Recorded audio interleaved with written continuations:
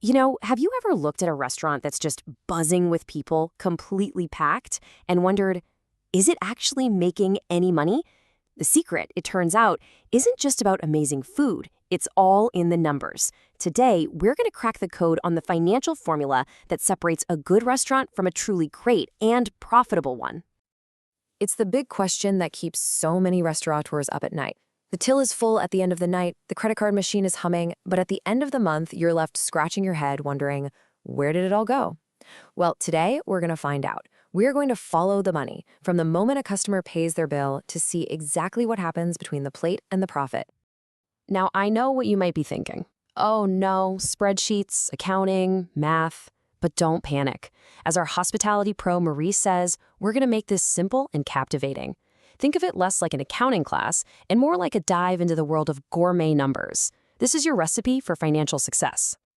So here's our game plan. We'll kick things off with the money coming in the door, your sales. Then we'll see where that money goes, starting with the two biggest expenses, what we call prime costs. After that, we'll hunt down those sneaky, invisible costs. And finally, we'll see what's actually left in the bank and talk about how you can become the master of this whole process. All right, let's dive right in. Section 1. Your starting point. Look, every single financial calculation in your business starts with a sale. But here's the first secret, right off the bat. The total on the customer's bill, that's not your real starting point. We need to figure out the true number you have to work with.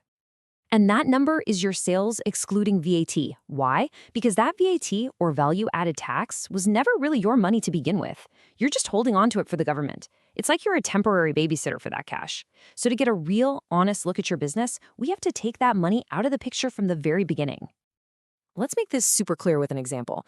So a customer gets a bill for 100 euros. If we assume a 10% VAT, 10 of those euros go straight to the taxman.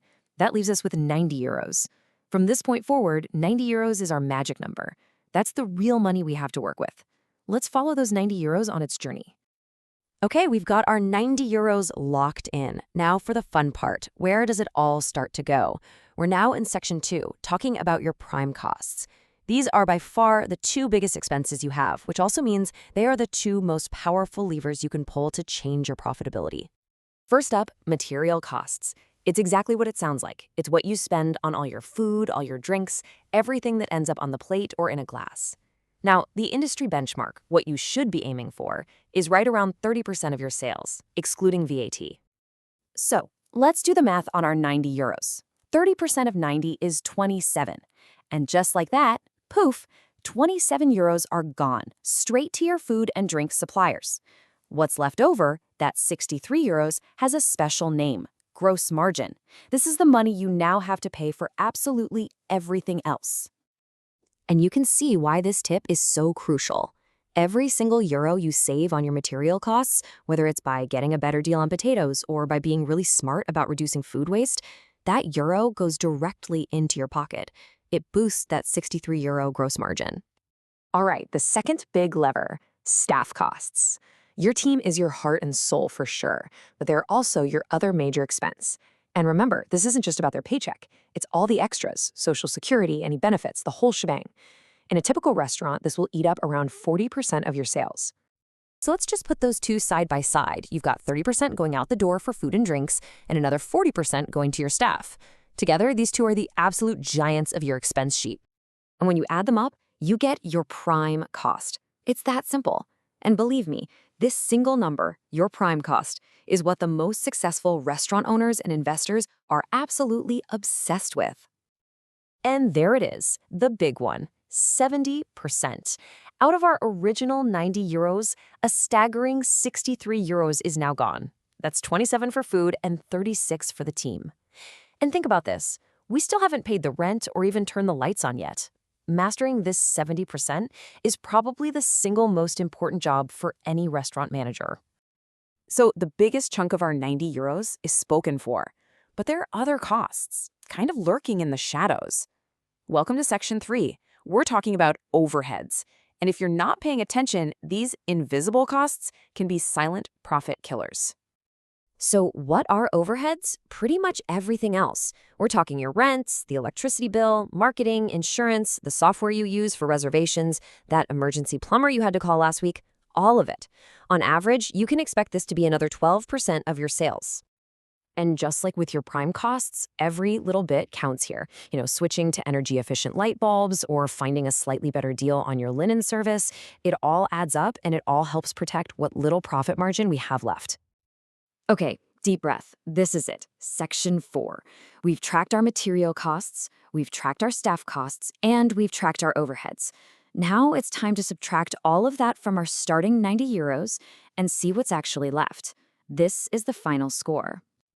Now, what's left at this stage has a fancy name: gross operating profit. You might hear finance people throw around the word EBITDA. Don't let it scare you. All it really means is the profit your restaurant made just from its main job, selling food and drinks. A healthy target to aim for is about 18%. We're getting close, but we're not quite at the finish line. From that operating profit, we have to make a few last deductions. There are things like occupancy costs, which cover stuff like property taxes or building depreciation. That's around 11%. Then, of course, corporate taxes, which we'll estimate at 15%. And you always want a little buffer for exceptional costs, those completely unexpected one-time expenses. After all that, we finally arrive at our net profit. And here it is, the entire story of our €90 all in one picture. Just look at how it gets carved up. €27 for materials, 36 for staff, nearly 11 for overheads, and another 11 for all those other costs and taxes. And you see that tiny little sliver left over? That, my friends, is the profit. Yeah, let that sink in. From that initial €100 bill the customer paid, after the government takes its share, after you pay for the food, the staff, the rent, the lights, the taxes, and everything else, what's left for the business for all that hard work is just €5.40. That's a 6% net profit margin. Wow. Suddenly saving a few cents on carrots seems like a pretty big deal, doesn't it?